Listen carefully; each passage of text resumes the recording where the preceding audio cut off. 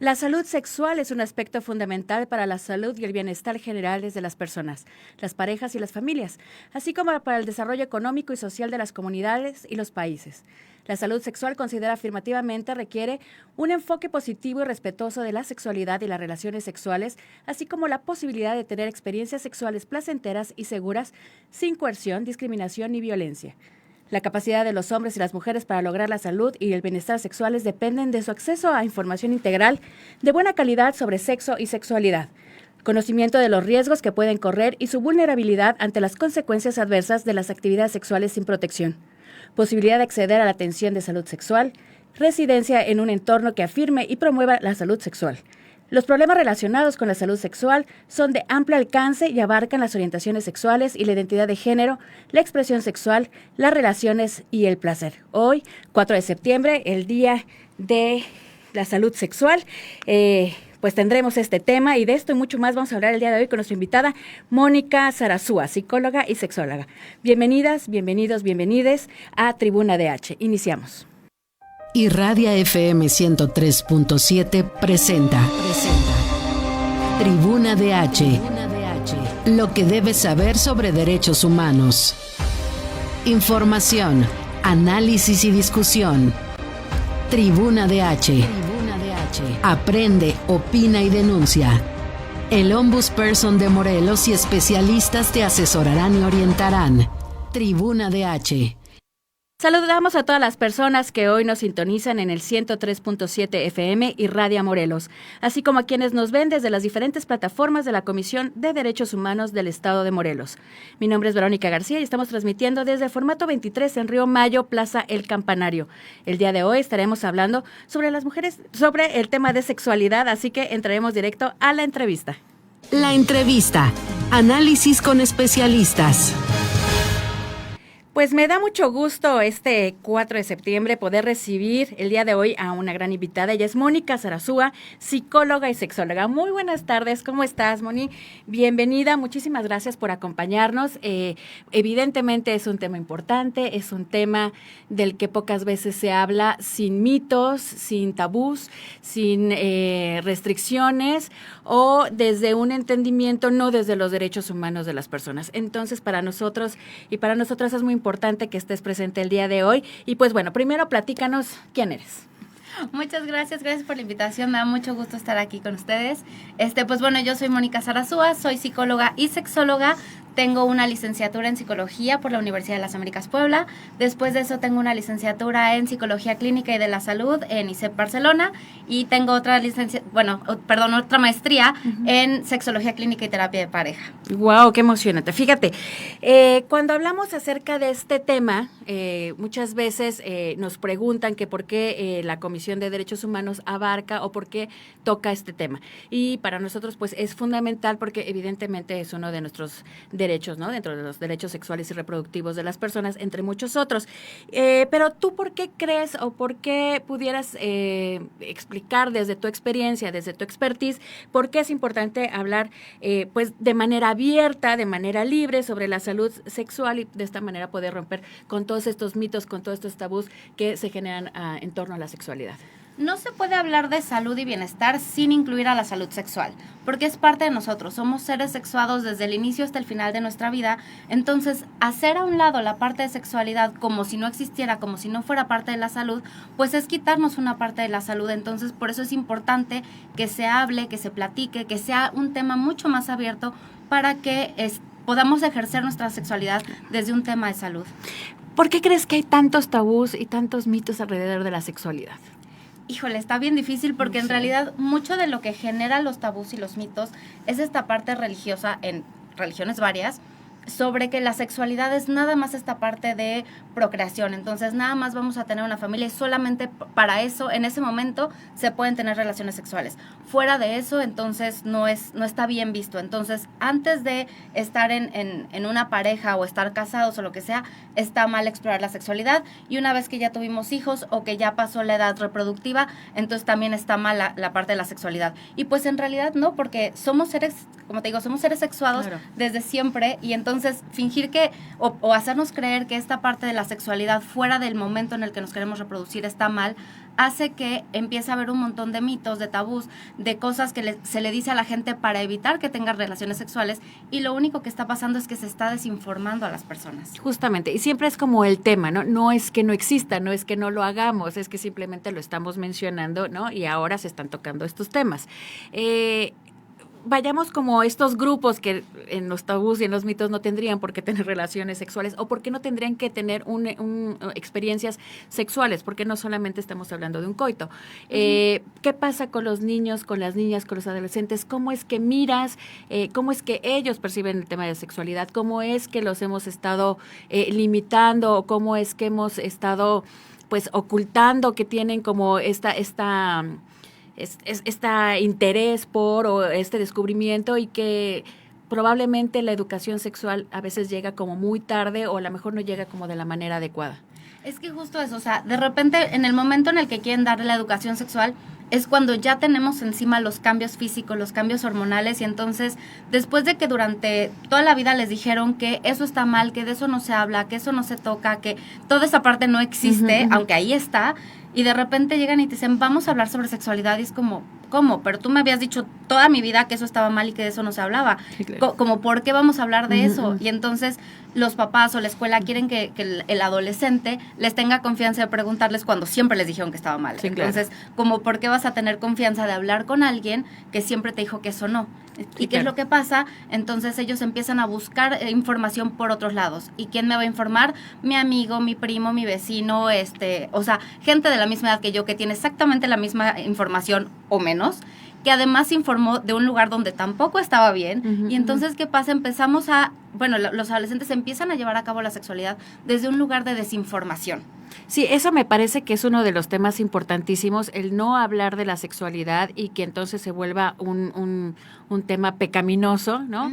Y que justamente lo tienes prohibido, y en el momento en que lo quieres abordar, entonces ya no sabemos desde dónde abordarlo, ¿no? Como para seguir con este tema de no ser permisivo, porque a veces se cree que hablar de sexualidad tendría que ver con ofrecer, ¿no? De ándale, ve y ten relaciones sexuales. Fíjate, te voy a comentar de un caso que tuvimos un taller hablando de derechos sexuales y reproductivos, que a mí me pareció muy interesante, con chicos adolescentes, que nos decían, oye, ¿está dentro de mis derechos sexuales y reproductivos el decir no quiero tener relaciones, ¿no? Porque a veces hay una presión importante por parte también de los compañeros, de las compañeras, o incluso nos decían, ¿verdad que también es mi derecho decir que no quiero que me lleven, y lo pongo entre comillas, a estrenarme, ¿no? Porque ya soy un varón de 15 años y entonces me van a llevar con una mujer más grande para que me enseñe.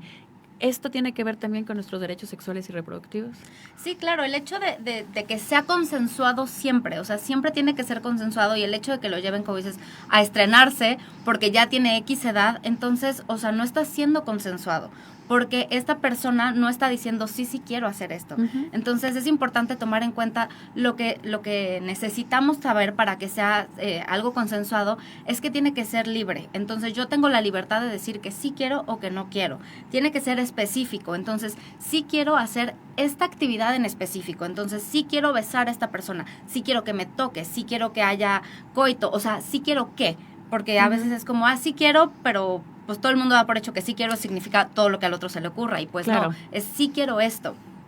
Tiene que ser informada, entonces tengo que estar completamente informado de qué incluye esta actividad que voy a realizar.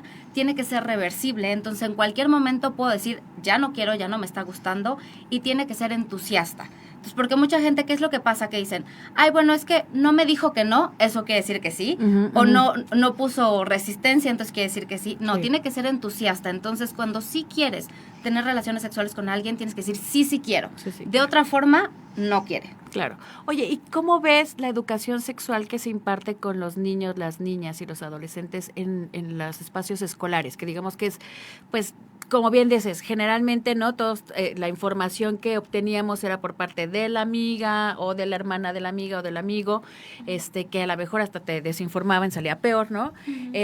Porque no teníamos como esta educación sexual más allá de métodos anticonceptivos y le enseñas el aparato reproductor femenino y masculino. ¿Tú cómo mirarías una educación sexual con los niños y las niñas como de manera integral?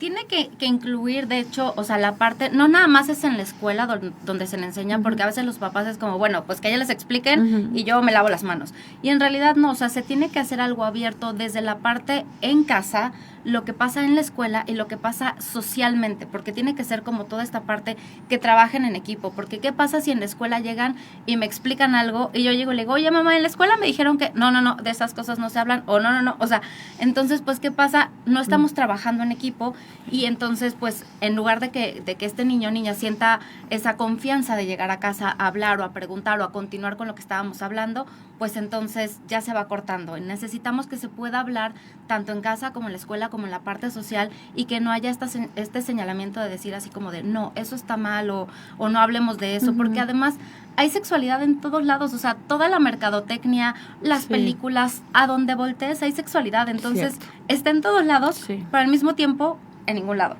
Cierto, no de manera adecuada. Y fíjate, también ahorita que estás diciendo todo esto de las películas y demás, también mucha de la educación sexual, y lo vuelvo a poner entre comillas, muchos chicos y chicas se acercan a la pornografía, ¿no? Entonces, que ese también lo voy a vincular, bueno, para que sigamos hablando de estos diferentes grupos que no se les permite hablar libremente de su sexualidad, en el caso de las mujeres, pero cómo es que también las y los adolescentes a través de la pornografía entienden de una manera distinta la sexualidad y que generalmente va como en esta cosificación de las mujeres o en esta violencia dentro de los actos sexuales. Pues es que, híjole, si no puedes hablar con alguien de confianza sobre el tema de sexualidad, ¿qué hacen? Pues hay un montón de información por todos lados, pero no siempre la información es lo más correcta, adecuada o real. Entonces, ¿qué pasa en la pornografía? Pues bueno, como cualquier película, es algo exagerado, es algo que no existe, son cuerpos que no existen, son duraciones que no existen, o sea, todo eso es irreal porque a final de cuentas no deja de ser una película y no deja de ser actuado. Y las fotos ya en revistas de desnudos y demás, también es lo mismo, o sea, son ediciones, son cuerpos pues de alguna forma irreales. Sí, claro. Entonces es muy importante dejar claro esto, porque si yo no encuentro un lugar en donde informarme adecuadamente sobre sexualidad, pues ¿qué es lo más cercano? Pues bueno, vamos a ver cómo funciona en una película pornográfica, porque pues es lo que más tengo al alcance. Sí, claro. Sí, lo que tengo como más a la mano y que pudiera ser lo que creo que es como conveniente, ¿no? Pues mira, vamos, ya se nos acabó nuestro primer corte. Siempre se nos va como muy rápido, siempre queremos hablar como de muchas cosas, pero bueno, vámonos a nuestro primer corte y ahorita regresamos para seguir platicando contigo, Mónica. Seguir con nuestra entrevista, vamos a nuestra sección Queremos Oírte. Queremos oírte. Acércate, opina y denuncia. Tu opinión cuenta y a la Comisión de Derechos Humanos del Estado de Morelos le importa. Por eso en Tribuna DH queremos oírte tus dudas, tu opinión sobre el tema del día, tus denuncias.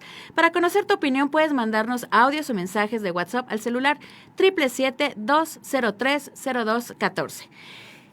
Moni, tenemos, a veces hacemos una dinámica aquí para hablar acerca de algunos tabús, de algunas frases que pues nos atraviesan y que pueden ser discriminatorias o violentas, que alguna vez escuchamos o que nos han dicho o que incluso hemos utilizado, y vamos como bajando nuestros dedos. A quienes no nos están viendo, pues tenemos nuestra palma de las manos, no tenemos nuestros dedos, y vamos a ir bajando un dedo por cada vez que han escuchado estas frases. A ver si las han escuchado. La primera vez no me puedo embarazar. Los hombres siempre tienen ganas. La posmenopausia genera bajo deseo sexual. Con condón no se siente placer. Es malo que los hijos o hijas vean desnudos a sus padres. Masturbarse es malo para la salud y puede causar infertilidad. Con la cantidad de métodos anticonceptivos que existen, las mujeres quedan embarazadas porque quieren. La pastilla del día siguiente o del día después es un método para planificar. No se debe tener relaciones coitales menstruando. Si usamos doble preservativo, nos cuidamos mejor. ¿Qué tal? Las 10. Hemos oído estas y muchísimas más. Seguramente tú ahorita tendrás otras que nos podrás compartir, pero estas han sido muchas de las, y que muchos atraviesan a los niños y a las niñas, ¿no?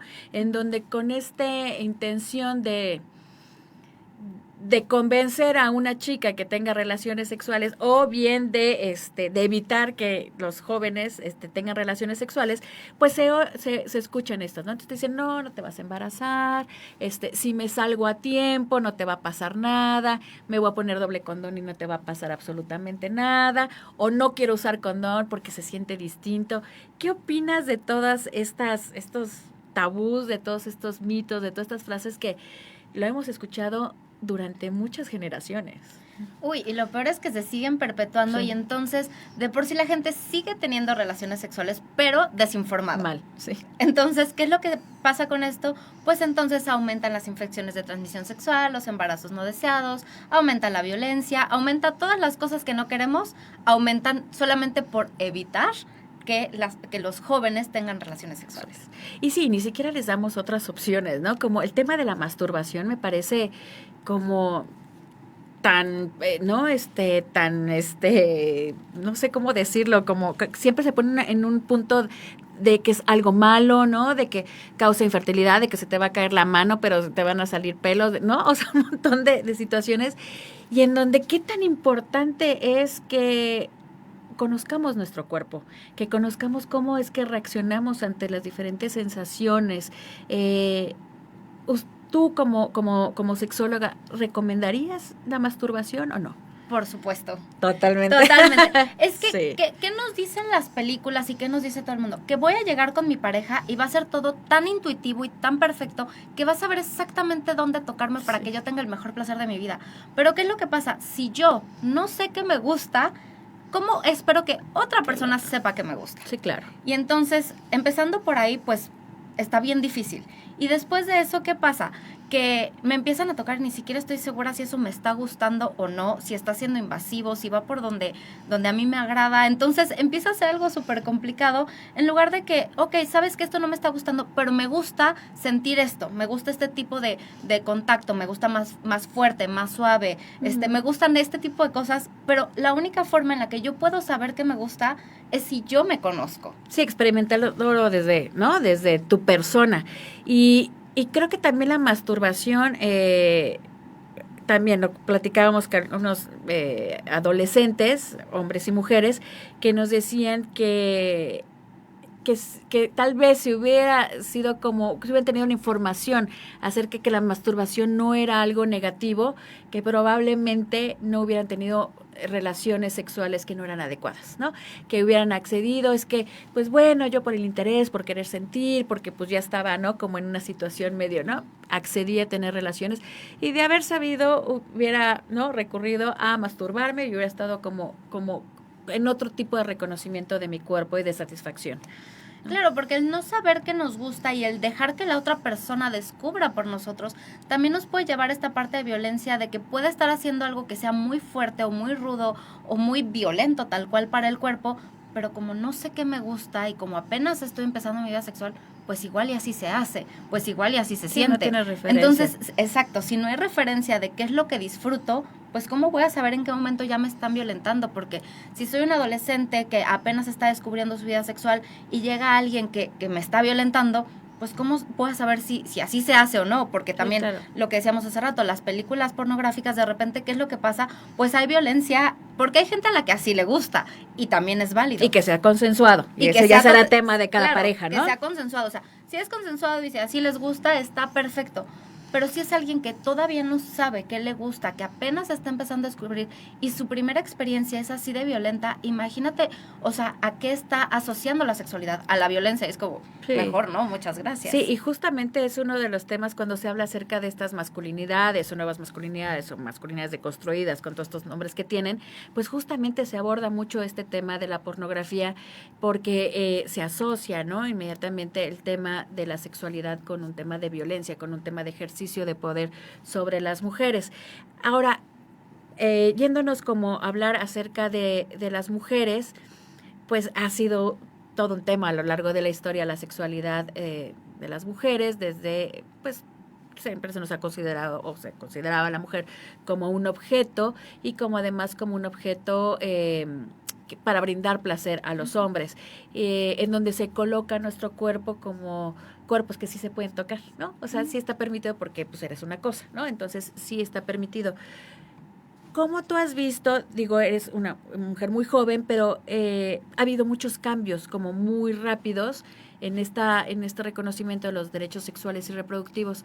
¿Cómo has visto tú esta evolución en la concepción de la sexualidad de las mujeres? Porque pues eres psicóloga, entonces seguramente tienes como mucha información de que puede estar avanzando por acá, pero a lo mejor todavía por acá estamos un poco todavía frenándonos con ese tema, todavía tenemos como culpas. ¿Cómo ves ahora a las mujeres frente al tema de sexualidad? Está como esta parte, como, no balanza, pero está esta parte polar o polarizada, de que muchas mujeres son como, bueno, como yo ya no soy un objeto y yo puedo ejercer mi sexualidad, entonces es esta parte del empoderamiento donde en realidad tampoco están tan empoderadas y entonces como ya estoy empoderada y ya sé y ya puedo y esto y entonces ahora voy a ir a ejercer mi sexualidad por todos lados donde se pueda.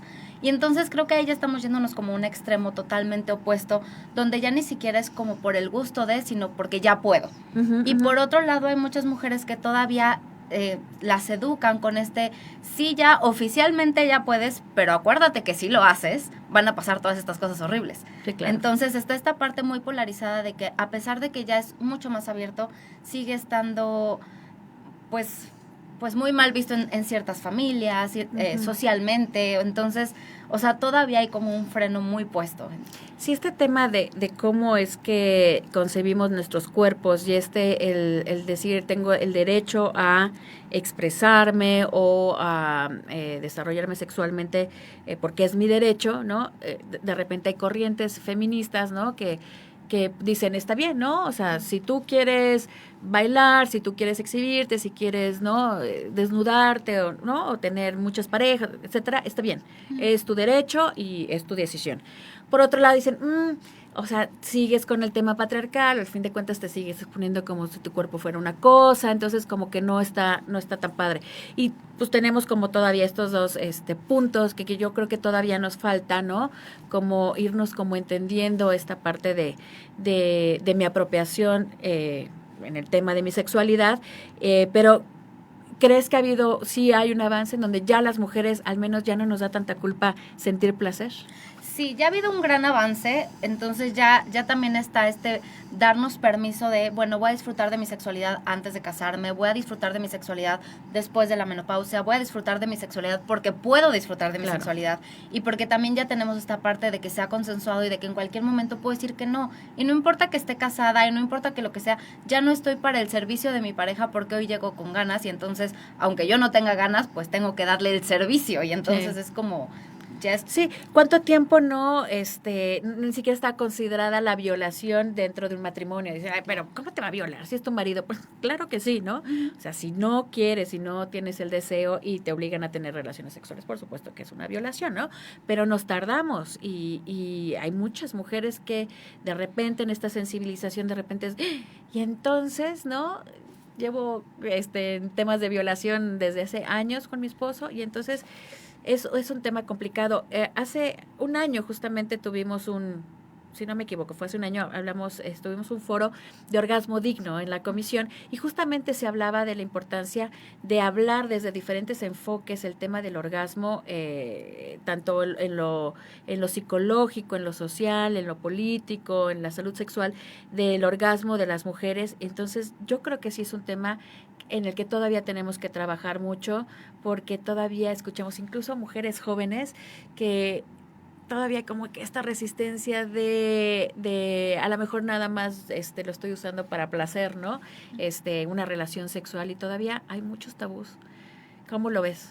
Hay muchísimos tabús en torno al orgasmo femenino, hay muchísimos porque entre que está esta parte de que hay muchas mujeres que no saben si lo han sentido. Sí, claro. Y que muchas ya están en sus 30s o más y nunca han sentido uno. Sí. Entonces, y viene de la mano con esta parte de la masturbación, es si yo no conozco mi cuerpo, ¿cómo sé si ya sentí un orgasmo? ¿Cómo sé llegar al orgasmo? Entonces, ahí hay un montón. Y luego está esta parte masculina de yo soy súper poderoso y entonces yo le voy a dar no sé cuántos orgasmos al hilo a la pareja que tengo. Y entonces, ahí están como todas estas opciones de los orgasmos y la mayoría están con tanta desinformación que Sí. se vuelve también bien difícil. Híjole, qué complicado, pero sí. Pero bueno, vámonos a nuestro siguiente corte y en un ratito regresamos para seguir platicando con Mónica Sarasúa. Continuamos con más de Tribuna DH. Tribuna DH. Tribuna DH. Estamos de vuelta Continuamos con la entrevista con Mónica más de Sarasúa, Tribuna psicóloga y DH. sexóloga. Estamos hablando acerca de la salud sexual y ahorita en el corte estábamos comentando, antes de irnos al corte, yo le comentaba a Mónica que habíamos tenido un foro sobre orgasmo digno y que el 80% de las participantes de este foro fueron mujeres mayores de 60 años. Y entonces, claro que fue algo que nos dio mucho gusto, ¿no? Y que además pues era como un diagnóstico, todo es un diagnóstico, pero nos faltaba, como, ¿y por dónde están las chavas y las feministas y todo? ¿Dónde están? Pero el interés que tenían las mujeres mayores de 60 años, pues nos llamó mucho la atención. Y platicábamos en el corte, Monillo, acerca de cuántas mujeres, ¿no? 30, 40 años, 50 años y nunca han tenido un orgasmo, ¿no? O que a lo mejor lo alcanzaron masturbándose, pero no dentro de una relación sexual. Y que si se te ocurre decirle como al caballero en cuestión, pues con quién te andas metiendo, pues con cuántos estuviste, pues qué andas haciendo, pues a qué te dedicas, ¿no? Y entonces viene otra vez esta recriminación. ¿Cómo es que nos miran los hombres ahora desde esta sexualidad que estamos ejerciendo como mujeres?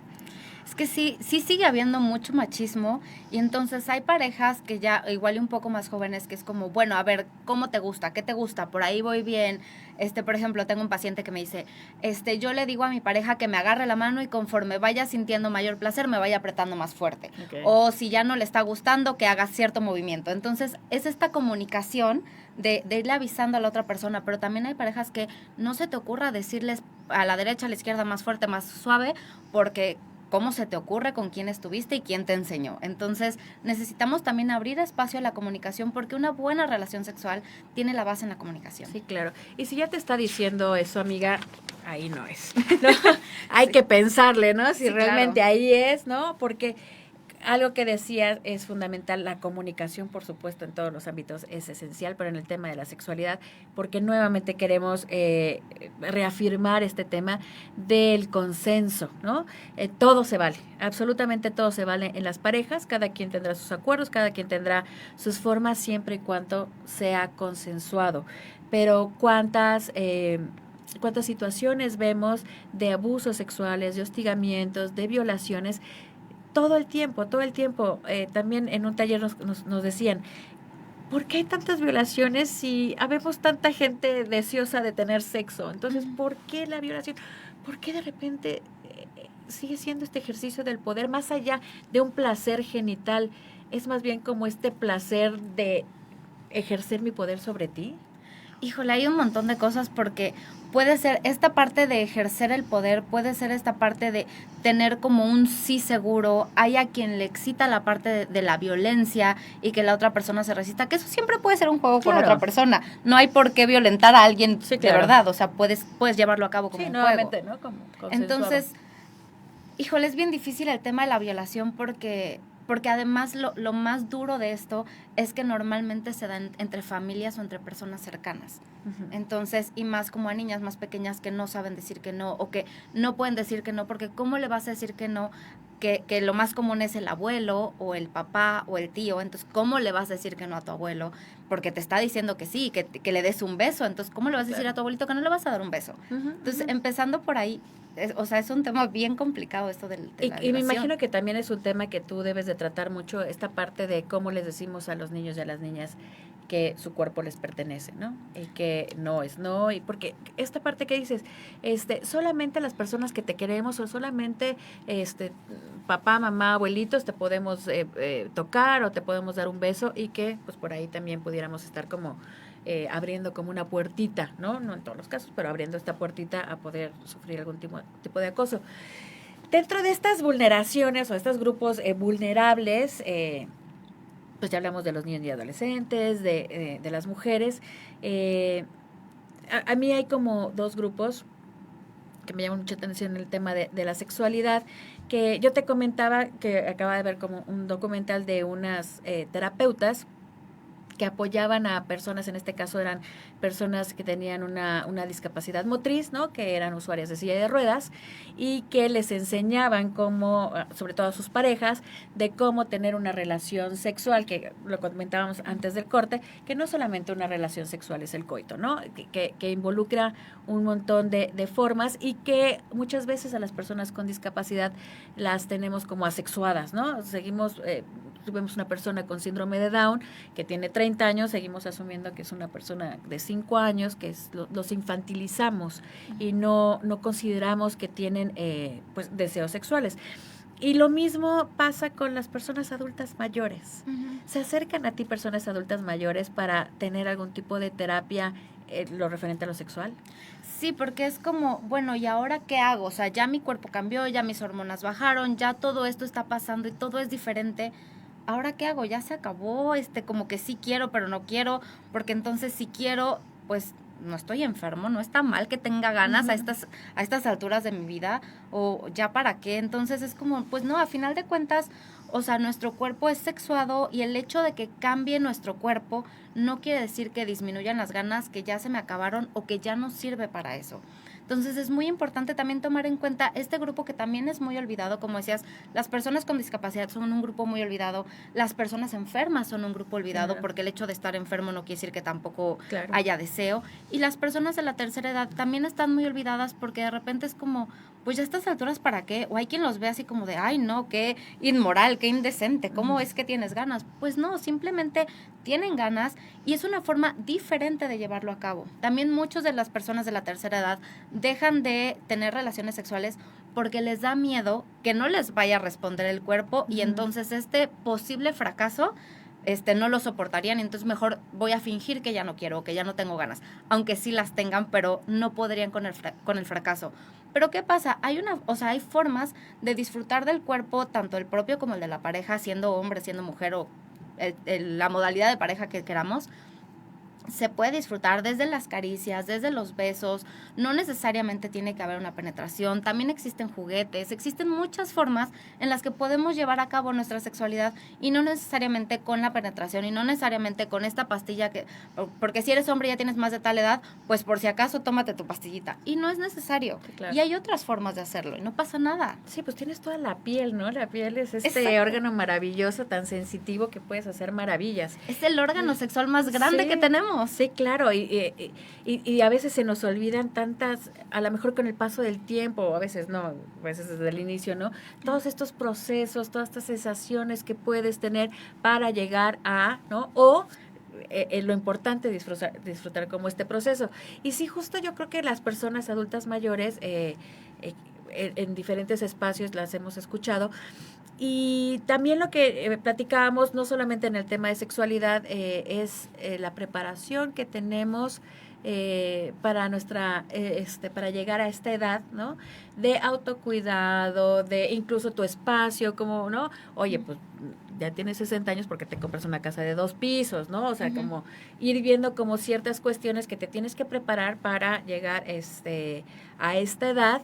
Y que sería también importantísimo, así como lo hablamos con los niños y con las niñas, de cómo hablar de esta educación sexual para iniciar, ¿no? Desde niños y niñas a reconocer nuestros cuerpos, pues también sería como importantísimo que como hombres y mujeres tuviéramos también esta preparación para poder llegar a esta edad, como dices, desde otro punto, desde otras formas, desde otra percepción de la sexualidad.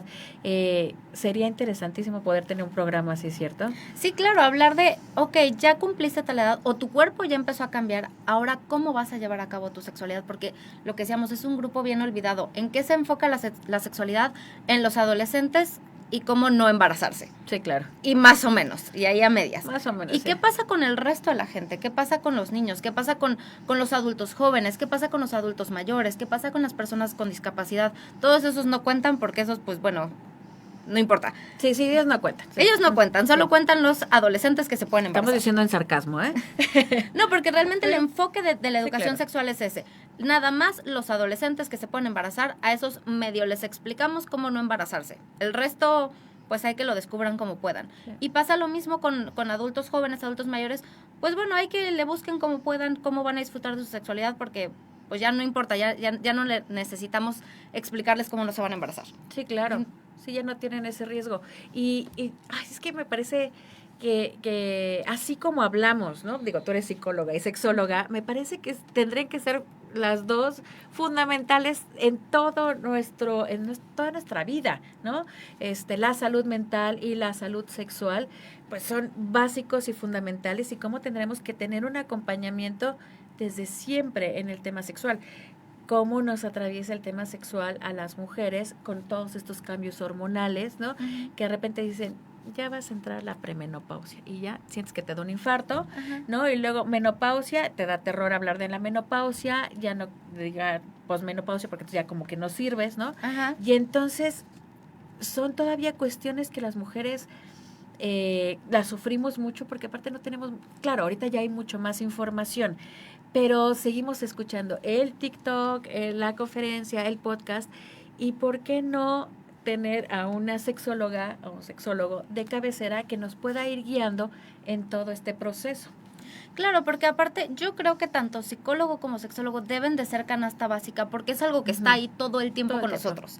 Entonces, tener alguien con quien acercarme, que tenga una información de calidad, y también checar que realmente sea una persona preparada, porque sí, claro, también es muy fácil que, bueno, yo ya tomé un curso de 3 días y ya me voy a anunciar como tal. Entonces, ir con alguien que nos sepa explicar, que no tenga estos juicios, estos tabúes, todas estas como de, híjole, porque también tanto en medicina, o sea, en ciertas áreas de medicina, te vas a encontrar a alguien que diga, híjole, es que a estas alturas ya no deberías de hacer tal o cual.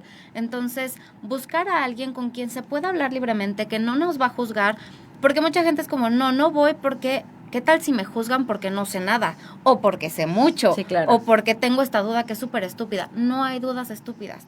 O sea, todas las dudas son válidas. El problema es quedarnos con la duda y entonces actuar desde la desinformación. Sí, claro. Entonces, si tenemos dudas de lo que sea, buscar a alguien que se especialice en esto y justamente, o sea, con un sexólogo, porque hay un montón de cosas y sobre todo como en las mujeres, que es en donde es más evidente los cambios. Uh-huh. Entonces, en una mujer cuando entra, o sea, cuando empieza el embarazo, ¿qué vamos a hacer? ¿Cómo voy a lidiar con las hormonas y con todo lo que me está pasando o sea, después del embarazo? Sí, claro. ¿Qué pasa en la perimenopausia, en la menopausia, en la postmenopausia? O sea, todas son etapas bien marcadas, al menos en la mujer, cierto, donde vamos cambiando. ¿Y cómo voy a llevar a cabo mi vida sexual? ¿Qué voy a hacer con esto? ¿Qué hago conmigo? Sí, ¿cómo podemos sobrevivir sin una sexóloga? Bueno, vámonos a nuestro último corte y regresamos para el cierre de nuestro programa. Con la entrevista con Mónica Sarasúa, psicóloga y sexóloga. Y antes de irnos al corte, pues hablábamos de que, pues evidentemente tener a un psicólogo, una psicóloga y a una sexóloga en nuestras vidas tendrá que ser parte de nuestra canasta básica, porque lo tenemos toda la vida, ¿no? Y estamos en constante cambio en nuestras relaciones, en nuestro cuerpo, en nuestras percepciones, en las relaciones con el otro, con la otra, y que tendría que ser como algo básico y que nos cuesta todavía mucho trabajo entenderlo, nos duele el codo, entonces, ay, es que tengo que pagar la terapia, pues mejor me voy con mi comadre a echar el café, igual y ahí lo resuelvo, ¿no? Y sales peor, pero bueno, ¿no? O a lo mejor sí te aliviana, pero no resuelves de fondo. Y entonces, ¿tú qué le dirías a nuestra audiencia de la importancia que es sí considerar ir, ¿no? a terapia, tanto en lo psicológico como en lo sexual, que sean realmente terapeutas que estén certificados y que no nada más estén certificados? Yo diría que busquen sexólogas, sexólogos que tengan una perspectiva de género, ¿no? Que tengan una perspectiva en derechos humanos, porque están certificados, pero luego no nos atraviesan estas perspectivas que son como tan importantes para sentirnos en un espacio seguro, un espacio donde no vamos a ser no juzgadas o discriminadas, ¿no? ¿Qué le dirías tú a nuestra audiencia? Es bien importante buscar a un especialista. Y voy a empezar con tu ejemplo de me voy a ir a tomar un café. Uh-huh. Mucha gente es como, me voy a ir a tomar un café, o mucha gente, me voy a tomar un tequila, y entonces sí, así se me quita, se me olvida, o con tal persona hasta me sale más barato, me sale gratis. Pero ¿qué pasa con esto? Si estoy hablando con una persona que no está especializada en el tema, ¿qué va a hacer? Me va a dar su punto de vista, me va a dar sus ideas, y en realidad no me va a ayudar a resolver nada, porque a veces lo único que pasa cuando voy con mi amiga, con quien sea, a tomarme un café o un tequila o un lo que sea, me va a decir así, no, ¿cómo permites esto? ¿Cómo hiciste esto? ¿Cómo se te ocurre? ¿En qué cabeza cabe? Y lo único que pasa es que termino sintiéndome peor que como empecé, o termino con ideas de que tal vez mi pareja ya hizo tal o cual cosa que ni al caso, y entonces se vuelve todo mucho más complicado. ¿Qué pasa cuando voy con alguien que no está certificado? Pues bueno, tampoco tiene esta parte, estas bases de la empatía, de la contención, de cómo voy a ayudar a la persona con la que estoy hablando, y volvemos a lo mismo, puede llegar a esta parte que juzga, esta parte que no sabe, y volvemos a empezar con en lugar de pagarme mi café, me pago una terapia económica, y ¿qué pasa? También salgo de ahí con otro problema. Entonces es súper importante que busquemos un psicólogo que haya tenido una licenciatura y una maestría, porque no se puede ejercer nada más con licenciatura. Sí, tiene que ser una especialidad, ¿no? Exacto, y que no nos dé pena pedir cédulas. Es como, ok, sí, estudiaste, dame tu cédula, o buscarlo en el registro de los profesionistas, etcétera. Y si vamos con un sexólogo, tiene que tener de base una carrera, porque hay quienes no tienen ninguna carrera de base y simplemente estudiaron la especialización. Uh-huh. Entonces, es muy importante de base tanto psicología como medicina, que son como las dos bases que normalmente se usan con sexólogos, y la maestría en sexología. Sí, hay mucha tendencia, ¿no? Ahora, con estos terapeutas, ¿no? En donde viene nada más como esta especialización, ¿no? Y que, como dices, a lo mejor no tienen esta base médica o psicológica que sustente como el tema para hablar de la sexualidad. Entonces es bien importante que busquemos, y pues evidentemente tenemos una experta aquí, en dónde te pueden buscar, cómo te pueden contactar nuestro auditorio, para que tú les puedas recomendar. ¿Te dedicas a algún público en específico o en general tratas a todas? Trato mayormente adultos, con niños, adolescentes casi no, mayormente adultos, no sé. Adultos igual y pudiera ser de 16 para arriba, porque ya con alguien de 16 años ya puedes tener una conversación. Claro. Con alguien menor normalmente es otro tipo de abordaje. Entonces alguien de 16, 18 años que ya puedes tener una conversación diferente, pues pudiera ser tanto como psicóloga como sexóloga, de ahí hasta adultos mayores. Tengo todo ese espectro, y me pueden encontrar en todas las redes sociales como Psic de psicóloga, Mónica Sarasúa. Perfecto, lo vamos a poner ahí en la página de la comisión para que busquen a Mónica. No nada más es un tema que tengamos un tema sexual, ¿no? Que tengamos una complicación, ¿no? O alguna situación. Puede ser como desde un tema de preparación, de prevención, es decir, yo tengo un hijo de 15 años, entonces pudiera empezar a pensar que pudiera tomar unas sesiones contigo, como para que vaya como enfocándose, por si tiene dudas. Tú los puedes orientar desde que no tenga ninguna situación, vaya, ¿no? Sí, claro, o sea, puedes llegar a decir, no tengo ningún problema, pero me gustaría saber más. Claro. O me gustaría como potenciar mi vida sexual, o sea, tengo ganas de hacer algo diferente, quiero salir de la rutina. O quiero que le expliques a mis hijos porque a mí me da pena, porque a mí me falta información y no se van a abrir conmigo, entonces prefiero que sea alguien totalmente desconocido que le explique y le pueda hablar sin tabús, libremente, con información confiable, también está perfecto. Oye, fíjate, ahora que estás diciendo, creo que tengo una buena comunicación con mis hijos. Tengo 2 hijos hombres, uno de casi 15 y uno de 18. Y creo que tenemos buena comunicación, pero ¿cuántas mamás nos da pena hablar con nuestros hijos varones de estos temas? Claro, también con mujeres puede ser el caso, pero con nuestros hijos varones decir, ¿cómo le enseño a usar un condón? ¿Cómo le digo esto? ¿Cómo le digo? Me muero de pena.